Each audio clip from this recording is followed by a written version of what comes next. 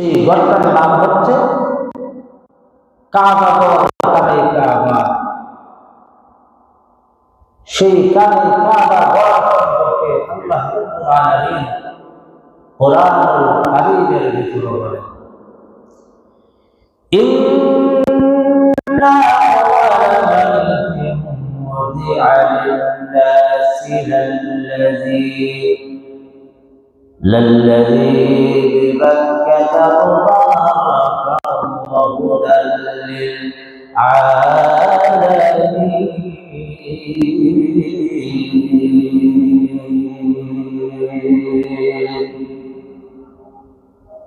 আল্লাহ রাব্বুল আলামিন বলেন, নিশ্চয় দুনিয়াতে সর্বপ্রথম যে ঘর প্রতিষ্ঠিত হয়েছিল সেটা মক্কায়। সেই ঘর বরকতময়, বিশ্ব জগতের জন্য হেদায়েত পাত্র। যারা বলেন সুবহানাল্লাহ। সেই ঘরটা কোনো সাধারণ ঘর নয়। আল্লাহ রাব্বুল আলামিন দুনিয়ার মানুষের জন্য সর্বপ্রথম ঘর সেইটা মক্কায়, এবং এত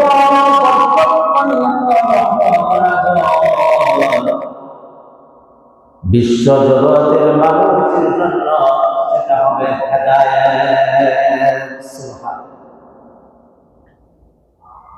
এজন্য এই ঘরটা সাধারণ, সেই ঘরের দিকে যদি কোনো মানুষ তাকায় দেখে, তাকানোর কারণে সেই বান্দা আমল নামায় আল্লাহ তাআলা একটা রহমত নাযিল হয়, 120টা রহমত নাযিল হয়। শুধু তাই নয়, মহান রব্বুল আলামিন সেই বান্দা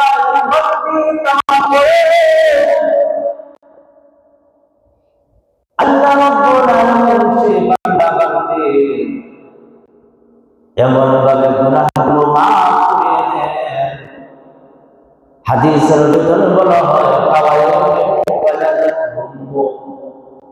যেমন এই মাত্র তার মায়ের গর্ভ থেকে জন্ম হয়েছে, ভূমিষ্ঠ হয়েছে, যেরকম শিশু বাচ্চা নিষ্পাপ থাকে, ঠিক তেমনি আল্লাহ করার কারণে সেই গুনাহগুলা এরকম ভাবে বান্দা গুনাহগুলো মুক্ত হয়ে যায়, পবিত্র হয়ে যায়।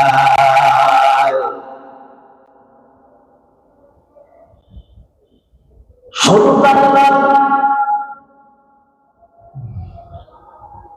সেই আল্লাহর ঘরের কাছে যদি কোনো বান্দা নামাজ আদায় করে, নামাজ আদায় করার কারণে সেই বান্দার পৃথিবীর অন্য কোনো জায়গায়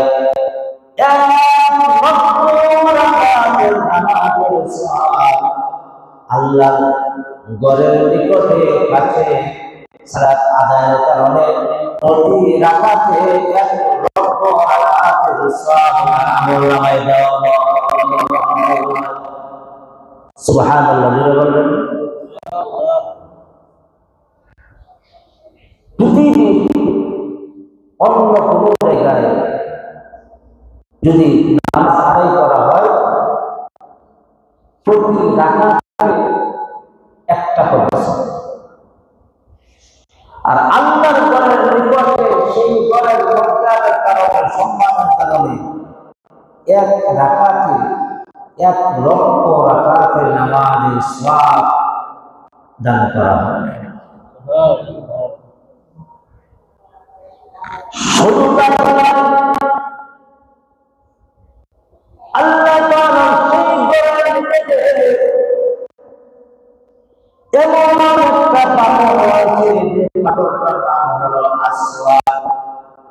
সুবহানাল্লাহ।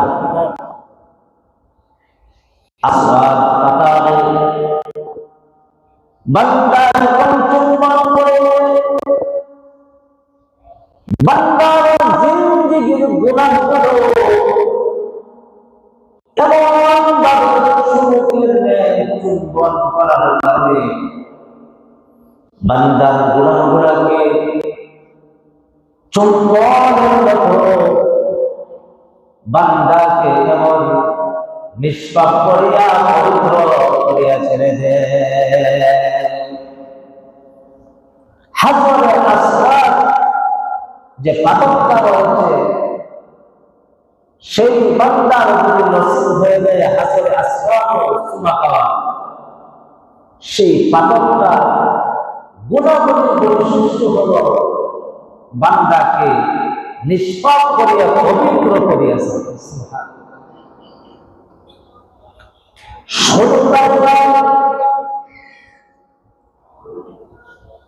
আল্লাহ তাআলা তার কোরআনে বলেন ফীহি আয়াতুন বাইয়িনাতুন মাকামু ইব্রাহিম। সেই কাবাগারের নিকটে মাকাম ইব্রাহিম আল্লাহ তাআলা সেই পাথরটার কথা কোরআনে বলা হয়েছে যে হযরতে ইব্রাহিম আলাইহিস সালাতু ওয়াস সালাম নূহ আলাইহিস সালাতু ওয়াস সালামের বন্যা কবরের পরে আল্লাহ তাআলার ঘর নিশ্চিহ্ন হয়ে গিয়েছিল, যেখানে কোনো চিহ্ন ছিল না। সেই বন্যার পরে ইব্রাহিম নবী আলাইহিস সালাতু ওয়াস সালাম আল্লাহ নির্দেশে জিবরাইল আলাইহিস সালাতু ওয়াস সালামের দেখার মাধ্যমে সেই জায়গাকে চিহ্নিত করে আবার সেই কাবাঘর নির্মাণ করেছিলেন। নির্মাণ যে করেছিলেন সেই স্মৃতিটুকু আল্লাহ পাক এমনভাবে রেখে দিয়েছেন, জুড়ে বলেন সুবহানাল্লাহ।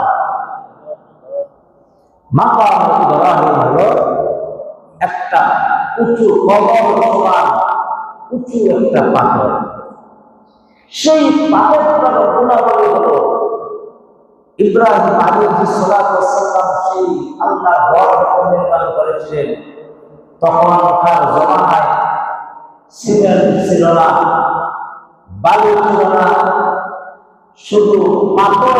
আর সেই ইব্রাহিম আলাইহিস সালাতু ওয়াস সালাম কবরের মাধ্যমে ইব্রাহিম আলাইহিস সালাতু ওয়াস সালামের জমানায় এবং পুরো প্রযুক্তি ছিল না যে দেওয়ার উপরে উঠার কোনো সুযোগ ছিল না। আল্লাহ রাব্বুল আলামিন সেই একটা পাথর দিয়েছিলেন, সেই পাথরটার উপরে ইব্রাহিম আলাইহিস সালাতু ওয়াস সালাম উঠতেন আর কতভাবে ইব্রাহিম নবীকে নিয়ে উপরে উঠে যেতেন। জুড়ে বলেন যখন আবার মাল শেষ নিচে নামার সুযোগ দরকার তখন আবার নিচে নামতেন। সুবহানাল্লাহ। এই পাথরটা আমরা ইব্রাহিম আলাইহিস সালাতু ওয়াস সালামকে দেখি নাই, কিন্তু সেই মাকাম ইব্রাহিমের পাথরটা আজও পর্যন্ত ইব্রাহিম আলাইহিস সালাতু ওয়াস সালামের দুই পায়ের ছাপ 1 ইঞ্চি পরিমাণ গভীর হয়ে আজও পর্যন্ত সেই পাথরটা বিদ্যমান রয়েছে আল্লাহ তাআলার ঘরের নিকট। জুড়ে বলেন সুবহানাল্লাহ। নবীকে দেখি নাই, কিন্তু নবীর পায়ের ছাপ আজও পর্যন্ত জমিনে বিদ্যমান। সুবহানাল্লাহ।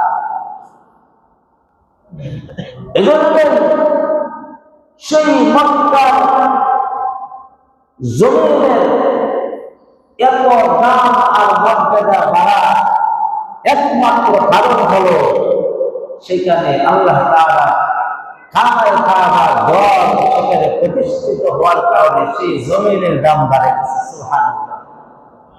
শুধু তাই নয়, সেই জমিনের ভিতর আল্লাহ তাআলা কোরআন নাযিল হয়েছে। সুবহানাল্লাহ।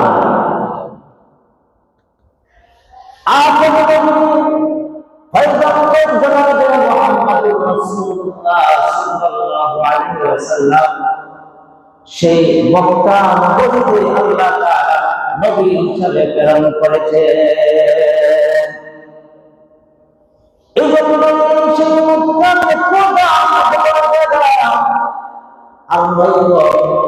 মক্কার জমিনের এমন এক জমিন ছিল যেখানে শুধু পাথর আর পাহাড় ছাড়া কিছুই ছিল না। যে জমিনটা হচ্ছে কোনো উর্বরতা নাই, কোনো ফসল করে না, অনুর্বর একটা জায়গা। সেই পাহাড় আর পাথরের মধ্যে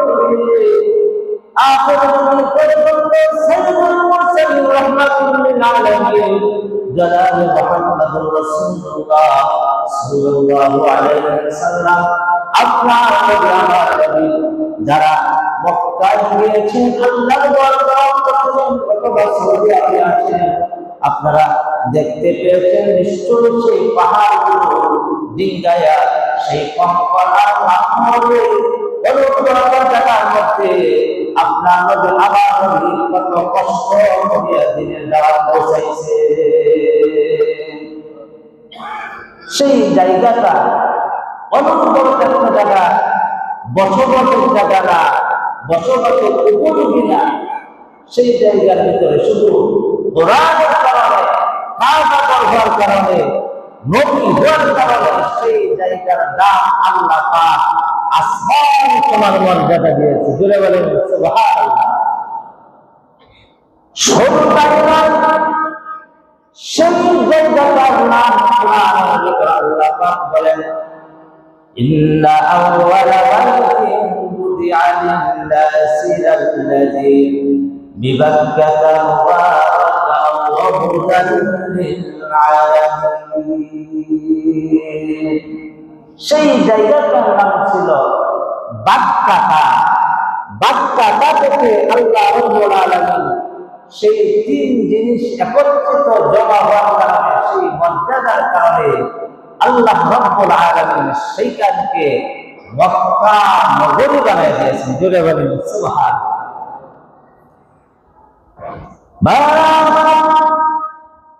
সেজন্য সেই ঘরকে তাওয়াফ করার জন্য বিভিন্ন দেশ থেকে বিভিন্ন যানবাহনের মাধ্যমে সে মানুষ একত্রিত হয়। সেখানে সেই ঘরকে কেন্দ্র করে হজ অনুষ্ঠিত হয়। কোন আল্লাহর বান্দা বান্দি যখন আল্লাহর সেখানে গিয়ে পৌঁছে হজ তার মাধ্যমে অনুষ্ঠিত হইবে। আল্লাহ রাব্বুল আলামিন বলেন বান্দা বান্দি জিন্দেগীর গুনাহগুলো যেমন ভাবে মাফ করে দেই, যেরকম ভাবে মায়ের গর্ভ থেকে এই মন্ত্র প্রবেশ হয়েছে। এজন্য যাদেরকে আল্লাহ পাক সেই ঘর তৌফিক এনায়েত হয়েছে, যানবাহন খরচ বহন করার তার ক্ষমতা আছে, সে আর দেরি নয় সাথে সাথে আল্লাহর ঘরে সেই ইব্রাহিম আলাইহিস সালাতু ওয়াস সালামের ডাকে সাড়া দিয়ে ইব্রাহিম আলাইহিস সালাতু ওয়াস সালামকে আল্লাহ পাক বলেছিলেন, হে ইব্রাহিম ওয়াজ্জিন কুল্লাস বিল হজ ইয়াতুকা রিজালান ওয়া আলা কুল্লি দাবির ইয়াতিনা মিন কুল্লি ফাজ্জিন আমিক। হে ইব্রাহিম, আমি তোমাকে বলে দিলাম দুনিয়ার মানুষকে তুমি ঘোষণা করে দাও, সেই ঘোষণাটা তখনকার জমানায় সেই সৌদি আরব থেকে মক্কা নগরী থেকে বাংলাদেশও সেই আওয়াজ না আসা কি সম্ভব? তখন সেই কোনো প্রযুক্তি ছিল না, মোবাইল ছিল না, টেলিফোন ছিল না। আল্লাহ পাক বলেন ইব্রাহিম তুমি শুধু আমার ঘরের দিকে আহ্বান করো, ডাক দে, পৌঁছানোর মালিক হলাম আমি আল্লাহ। বলেন আল্লাহু আকবার। সেই থেকে বিজ্ঞান রিচার্জ করে আর 1400 বছর পরে মোবাইল আজকে যোগাযোগ হয়েছে। এটা কি আমরা কল্পনাটা ছিল? আমরা বিশ্বাস ছিল, বিশ্বাস করতে পারি না, কল্পনা ছিল না। আজকে দেখেন দূর দূর থেকে আটলান্টিক মহাসাগরের সেই প্রান্ত থেকে সেকেন্ডের ভিতর খবর নেওয়া যায়। বিজ্ঞান সেই ইব্রাহিম নবী আলাইহিস সালাতু ওয়াস সালাম সেই আল্লাহু আকবার বলিয়া তখন সারা দুনিয়ায় পৌঁছে গিয়েছিলেন। আর যারা বলেছিলেন লাব্বাইক লাব্বাইক লাব্বাইক বলেছিলেন, তাদের নসিব হয়েছে সেই ওয়ার পাওয়া করা। যারা বলেন সুবহানাল্লাহ। সেজন্য দেখবেন টাকা থাকলেও পয়সা থাকলেও অনেকের হজ নসিব হয় না। যদি বলেন ঠিক না বেশি, টাকা থাকলেই হজ নসিব হবে না। হজ নসিব হতে হবে মহান আল্লাহ পাকের দয়া লাগবে। যদি বলেন সুবহানাল্লাহ। সেজন্য সেই মক্কা নগরীতে আল্লাহ পাকের অনেক নিদর্শনগুলা রয়েছে, যে নিদর্শনগুলা আল্লাহ পাক এখন পর্যন্ত বিদ্যমান রেখেছেন। সেই নিদর্শনের ভিতর আরেকটা নিদর্শন হলো জমজম নামক একটা কূপ আছে। সুবহানাল্লাহ। আছে না নাই? আছে না নাই? জমজম নামক সেই কূপের একটা ঘটনা বিচলিত আছে।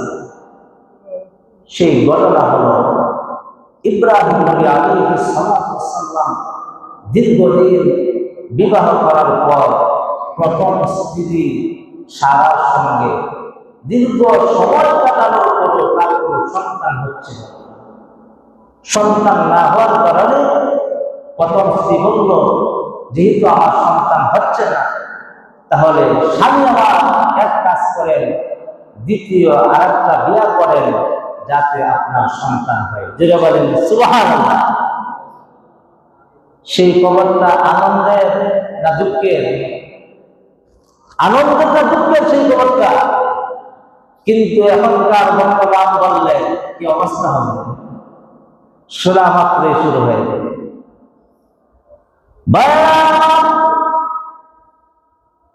সেই সারার পরামর্শে ইব্রাহিম নবী আলাইহিস সালাতু ওয়াস সালাম যখন বিবাহ করলেন, দ্বিতীয় স্ত্রীর নাম হলো হাজরা। মা হাজরা আলাইহিস সালাতু ওয়াস সালাম নাম শুনেছে কিনা? মা হাজরা আলাইহিস সালাতু ওয়াস সালামকে বিবাহ করার পর কিছুদিন চলে যাওয়ার পরে তিনি গর্ভবতী হয়ে গেলেন। আল্লাহ তাআলা কুদরতিভাবে সেই সময় পার করে তিনি একজন ছেলে সন্তান জন্ম দিলেন। জুড়ে বলেন সুবহানাল্লাহ। সেই ছেলে সন্তানের নাম আছে, তিনি নবীর ঘর থেকে নবী হয়েছিলেন ইসমাঈল নবী আলাইহিস সালাতু ওয়াস সালাম। কিন্তু তাকায় দেখেন মহিলাদের ভিতর যতই প্রকাশ্য ভাবে মহব্বত থাকুক, কিন্তু ভিতরে ভিতরে দুই সতীনের ভিতর শুধু 8 বছর নয় 1400 বছর আগে তখনকার জমানায় কিছু বিদ্বেষ ছিল। সন্তান হওয়ার কারণে বছর যাওয়ার সময় পার করার পরে ইব্রাহিম নবী আলাইহিস সালাতু ওয়াস সালাম প্রথম স্ত্রী দেখলো সকল মহব্বত আর ভালোবাসা মনে হয় সন্তান হওয়ার কারণে সেই সন্তানের দিকে চলে যাচ্ছে। সেইটা তিনি সহ্য করতে পারেন না। তিনি সিদ্ধান্ত নিলেন, স্বামীকে বললেন, আমার প্রাণের স্বামী, আপনাকে আমি একটা কথা বলবো। সেই কথাটা হলো, আপনার দ্বিতীয় স্ত্রী এবং সন্তান সহ আমার চোখ থেকে দূর থেকে দূরান্তরে এমন বড় প্রান্তরে রেখে আসেন যেখানে কোনো বসবাসের জায়গা নাই, মরুপ্রান্তর হিসেবে এমন জায়গা আপনার স্ত্রী এবং সন্তানকে রেখে আসে। দীর্ঘদিন পর সন্তান হওয়ার পর সেই সন্তানকে নির্বাণ দেবে এমন জায়গায় আবার বলতেছিল দূর থেকে দূরান্তরে মরুপ্রান্তরে, সেইটাকে একজন বাবা হিসাবে সহ্য করা মেনে নেওয়া কি সম্ভব? তিনি টেনশনে পড়ে গেলেন। নাই হযরতে জিবরাইল আলাইহিস সালাতু ওয়াস সালামকে আল্লাহ পাক নির্দেশ করেন, ও জিবরিল যাও আমার বন্ধুকে জানায় দিয়েছো প্রথম সারা কথা বলেছে সেই কথাটাই আমি গ্রহণ করেছি। যাও ইব্রাহিম নবী আলাইহিস সালাতু ওয়াস সালামকে গিয়ে বলো এই মুহূর্তে সন্তান এবং স্ত্রী সহকারে সেই জায়গায় যাওয়ার জন্য বলে বলেন সুবহানাল্লাহ। আল্লাহ তাআলার ওয়াদার কথা ইব্রাহিম নবী আলাইহিস সালাতু ওয়াস সালাম সন্তান এবং স্ত্রী সহকারে রওনা হয়ে গেল। যেতে যেতে যেতে যেতে যেতে যেতে আল্লাহ তাআলা কাবা ঘরের নিকটে জিবরাইল আলাইহিস সালাতু ওয়াস সালাম বললেন, ও আল্লাহর হাবিব এইখানে আপনার স্ত্রী এবং সন্তান সহ এই জায়গায় বসবাস করতে হবে। যারা বলেন সুবহানাল্লাহ। কাবা ঘরের নিকটে রেখে দিয়ে আসলেন। আর ইব্রাহিম আলাইহিস সালাতু ওয়াস সালাম বললেন, ও আমার স্ত্রী আজ থেকে তোমার সেই শিশু সন্তানকে নিয়ে সেইখানে তোমার বসবাস করতে হবে। এই কথা বলেই তিনি সেই সিরিয়ার দিকে রওনা হয়ে গেছেন। আর স্ত্রী বলতেছেন, ও আমার প্রাণের স্বামী আমার সেই শিশু সন্তানকে নিয়ে যেখানে কোনো বসবাসের উপযোগী না, মৌলকান্তর খাবারের ব্যবস্থা নাই, পানির ব্যবস্থা নাই, আমি একা সেই সন্তানকে নিয়ে কিভাবে যাব? ইব্রাহিম নবী আলাইহিস সালাতু ওয়াস সালাম কোনো জবাব দিলেন না, উত্তর দেন না। বারবার প্রশ্ন করার পর ইব্রাহিম নবী আলাইহিস সালাতু ওয়াস সালাম তখন হাতের ইশারা দ্বারা আসমানের দিকে উঠিয়ে দিলেন। তখন হাজরা আলাইহিস সালাতু ওয়াস সালাম নবীর স্ত্রী পত্নী বুদ্ধিমতী তিনি বুঝে গেলেন যে এই সিদ্ধান্ত কোন নবীর হতে পারে না, নবীর দ্বারা এরকম জুলুম করতে পারে না আমাদের উপর, আমার সেই সন্তানের উপর। নিশ্চয়ই যেহেতু হাতের ইশারা দ্বারা দেখাইছেন তাহলে সেই সিদ্ধান্তটা মনে হয় মহান হবে। জুড়ে বলেন সুবহানাল্লাহ। তিনি বলেন, আমার প্রাণের স্বামী আমি এত